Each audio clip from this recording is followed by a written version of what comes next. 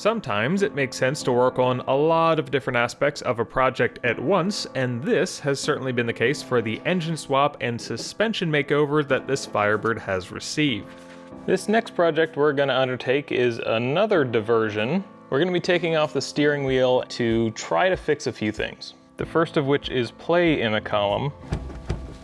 This is very typical of the tilt columns, and this one actually isn't that bad. But every bit of looseness in the column adds up, and having the steering wheel wobbling all over when driving down the road does not inspire confidence in the vehicle. To address the biggest contributor to this condition, we need to get to bolts that are all the way back here, which requires fairly extensive disassembly of the steering column. While it's apart, I'd like to try to fix another thing, and that's the fact that the horn button on the steering wheel hasn't worked the entire time I've had the car. I tried to fix this a few times, but as a temporary solution, years ago I had just stuck a little button right above the emergency brake, which I wired in by removing the horn relay from underneath the dashboard and hooking wires from the button directly into the relay socket. Sometimes when I would go to set the parking brake, or even if I was really fumbling for the brake release, I would bump it and look like a real weirdo at a gas station.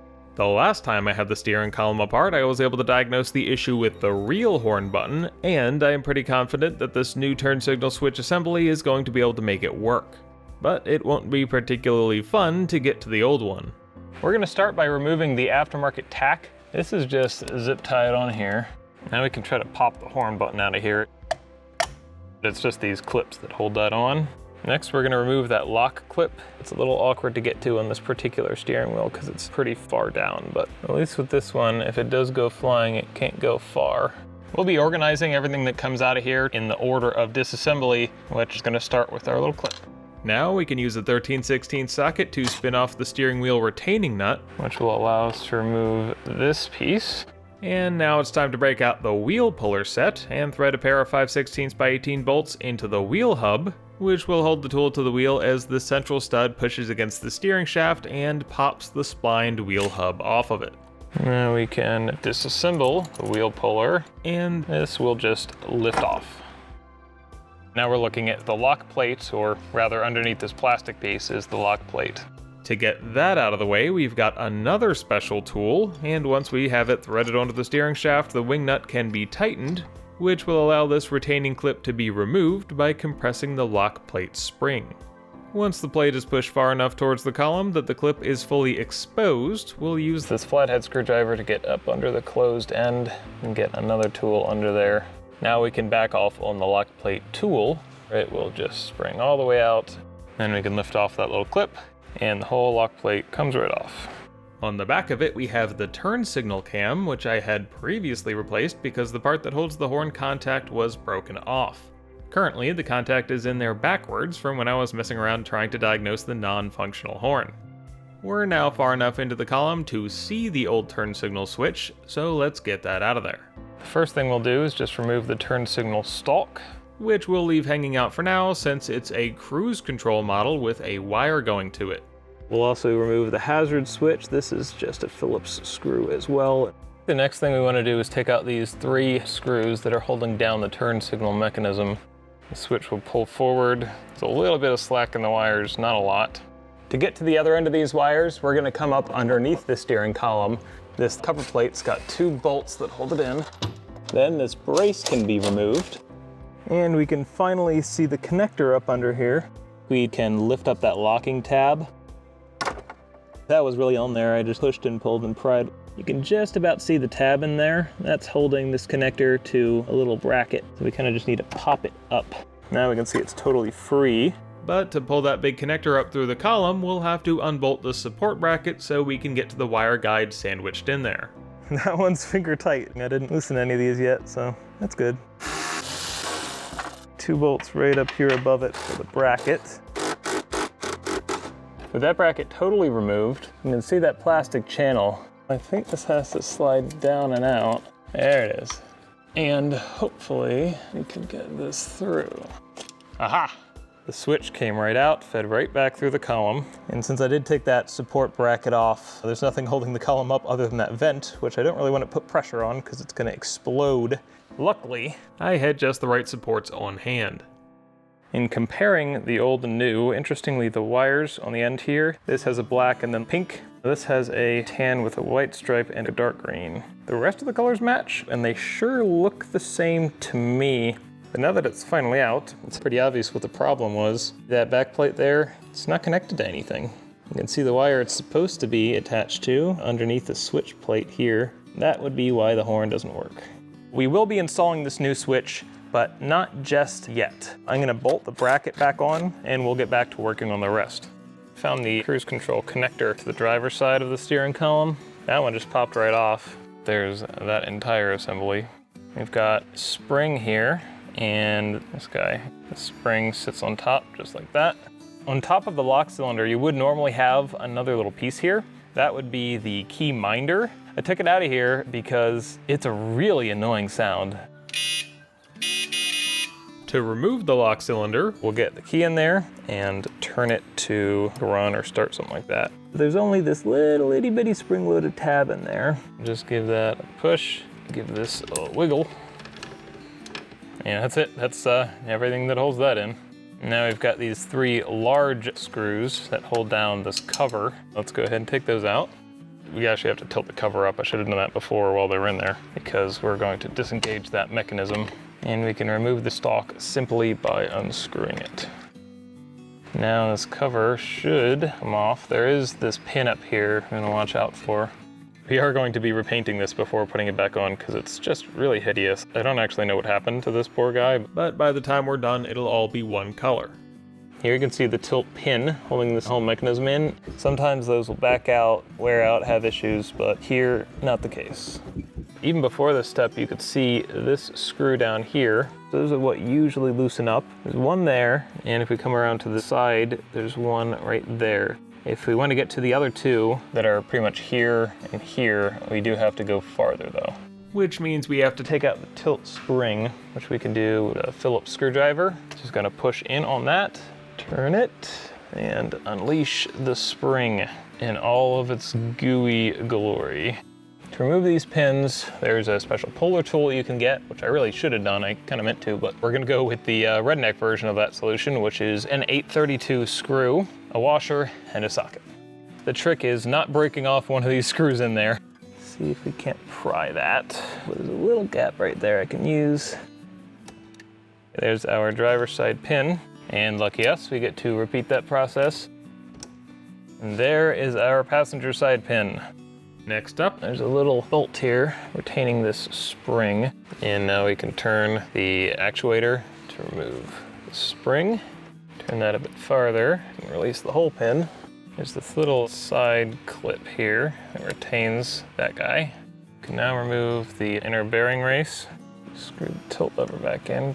The tilt pawl is still hooked in at the top. There we go.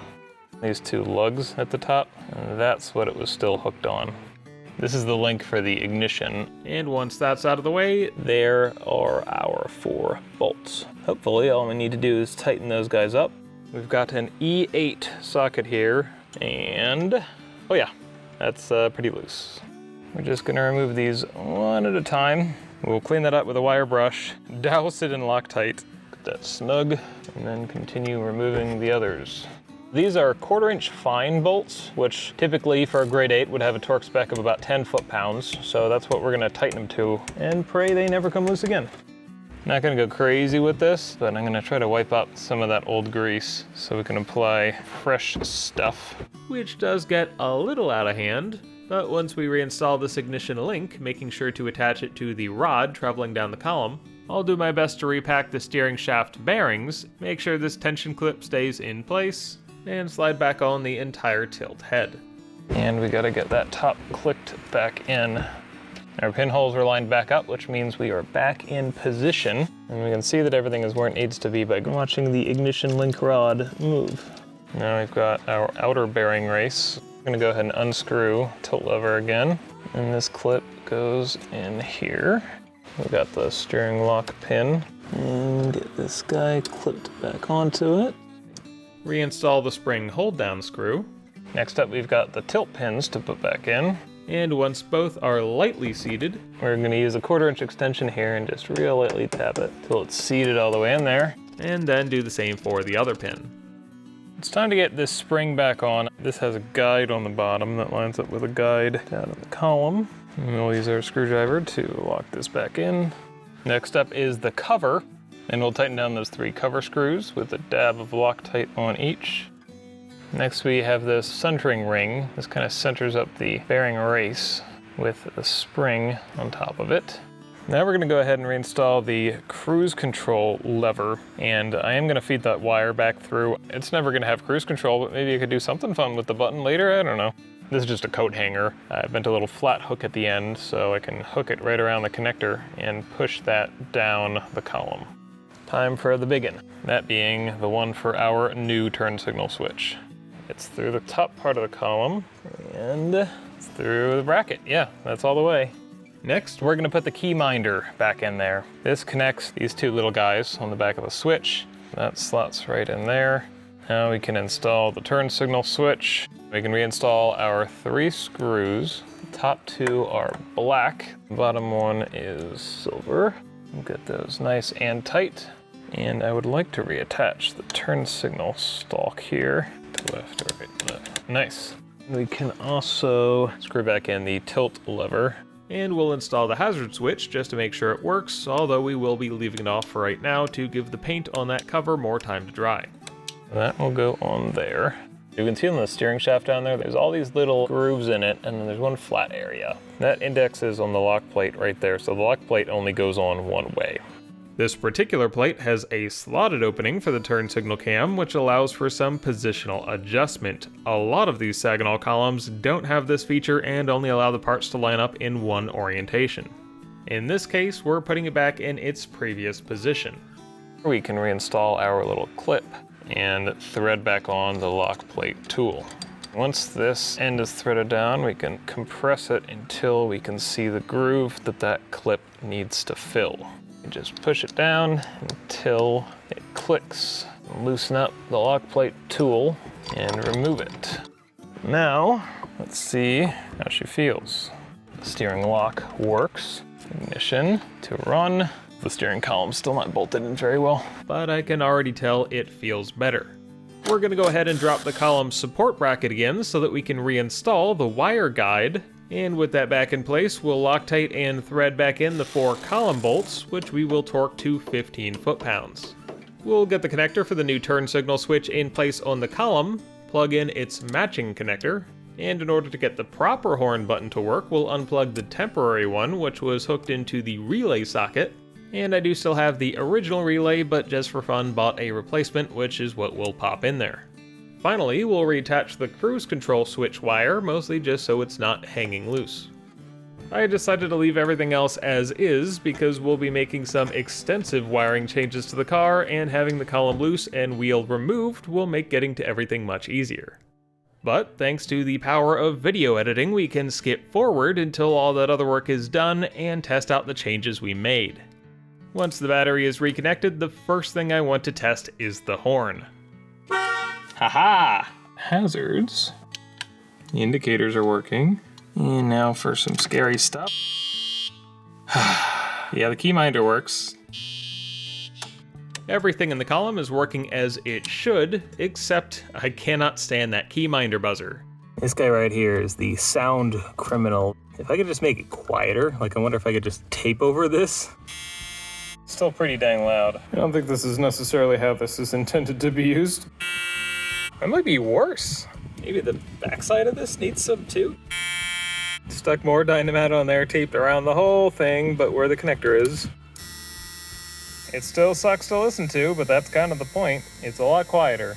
And I think something I can live with, so it gets to stay. Next, we'll finally finish securing the steering column by torquing the mounting nuts to 25 foot-pounds. Then we'll slide the steering wheel back onto its splines, and I decided to put it back on how it came off, which is a 2-tooth offset between these 2 marks that are generally supposed to line up. We will also finally flip the horn contact around and install it correctly, twisting the collar to lock it in place. Next up is the horn button pedestal. That only goes in one way, little tab there. And on top of that goes the steering wheel nut. It says the tilt column only gets 5 foot-pounds. If we check the S10 Haynes manual for that same steering column, it's listing 30. We're just going to go with a later torque spec. Now we just got to come in here with the retaining clip and get it back into place. For a finishing touch, we'll reinstall the horn button pad, which I had to reglue the emblem on since it popped off the last time I removed it. It genuinely is a small touch, especially on a project as vast as this one, but having that button work for the first time since I've owned the car is a very nice feeling. Especially when paired with an immensely more stable steering column. There's only a minor amount of unwanted movement when a lot of force is put on it, and at that point the steering wheel is flexing just as much. Compared to before, when the whole thing would move all over the place with the lightest of touches, it's a very welcome change. And while we're working on improving the car's connection to the driver, let's take a look at these. Here we have seatbelts. Specifically, this is a set of front seatbelts out of a 1994 Camaro that was sitting in a nearby parts yard. It had a tan interior, so the belt should be a pretty decent match for the interior on our 78, and once the seats have been unbolted and moved aside, the lower mounting point for the belt can be removed, but getting to the seatbelt retractor is going to require some surgery. The headliner was already in rough shape from the leaking T-tops, so I don't think it was a major loss for anyone but the colony of mice who had been pooping all over it. The belt retractors are held to the roof with just 2 bolts, and with those out we have the seatbelt assembly fully removed from the car and ready to disinfect. We're going to look into fitting the seatbelt retractors from a 4th gen into our 2nd gen. From what I'm told, these do fit with no modifications. The only thing that doesn't is the cover that goes over them. I've never had those, so don't have to worry about that. The buckle is also different. It's not nearly as cool, but it's also not likely to burn the hell out of you in the sun, so. This buckle looks like it'll bolt in just fine. It doesn't look right in this car, but I'd rather have a seatbelt that works. Which is precisely why we're trying to replace the ones on the car. They don't. The passenger side one specifically never locks. Back when I bought the car, it had front seatbelt buckles, but was missing everything else. I picked up 3 2nd-gen seatbelts off of eBay, and all of them turned out to be driver's side assemblies. So, yeah, I just used 2 of those. Now, I'm not actually sure that's the reason the belt doesn't lock. It may just be an internal problem, but either way, it sure would be nice to have a working safety system for everyone in the car. So hopefully these 4th gen seatbelts do actually fit. We're gonna go ahead and unbolt this from the roof of the car to take a better look. There's just 1 bolt at the back and 1 in the front. The belt loop on the seats is supposed to have a screw in the center, but I never put one in there, so those twist off. And we're ready to bolt the newer retractor to the roof. With that tightened to 15 foot-pounds and seeming like a pretty nice fit, we'll do the same swap over on the driver's side. Comparing the two, the 4th gen sits about 1/8 of an inch taller and the plastic guide locates the belt a little differently, but overall they are externally quite similar. From the factory, the seatbelts are held in with Torx bolts, but I had such a hell of a time removing them, I didn't want to use those again, so they're just regular hex bolts right now. There's no shoulder or anything, which means these will not rotate. When we put the new seatbelts back on, we are going to use the original car bolts. I do have the bolts from the Camaro that those newer seatbelts came out of, but they are metric. This is what we're going to do for the buckle side. This is one of the Torx bolts without a shoulder. We'll apply thread sealer, spin it in loosely and get the belt receiver positioned, and tighten the bolt to 45 foot-pounds. And the cover still fits, so we may as well put it back on. The original bolts also used plastic sleeves, which seem to be used to apply some tension and keep things from rattling around, because without anything on the bolt shoulder, yeah, that's not great. But I only seem to have 1 of these sleeves left, and it has seen better days. So, for the outboard belt mounts, we're gonna go real high-tech and replace them with 1/2-inch PVC. It's not the ideal material choice, as it is more brittle than what the factory used, and has to be cut to a pretty accurate height to provide the right amount of tension, but these spacers should do the trick. To be clear, the PVC spacer isn't under any load. It would be the head of the bolt that's getting pulled on. Similar to how the flimsy plastic belt guides aren't a structurally important part of the system. I don't think that being bolted down solid is really a big deal. Yeah, that seems to work. This also does a much better job of retracting. The other ones you would have to manually feed back in every single time. Now that we know everything works, we'll go ahead and finish the driver's side. It didn't take long at all to finish installing the 4th gen parts, and now we are Fully updated to 1996. And the retractors will probably work better since we actually have a driver's side and a, believe it or not, passenger side seatbelt. Wow. That right there is a 5-star safety rating, if I've ever seen one.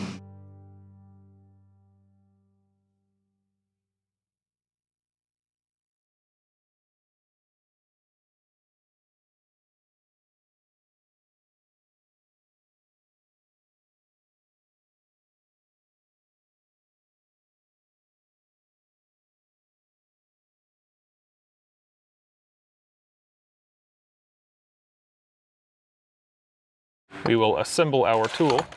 I will scratch my nice steering wheel. All we have to do is unscrew it and pull it off. And spring all the parts all over the goddamn place. Yeah, good job. Finally a horn to honk at my enemies.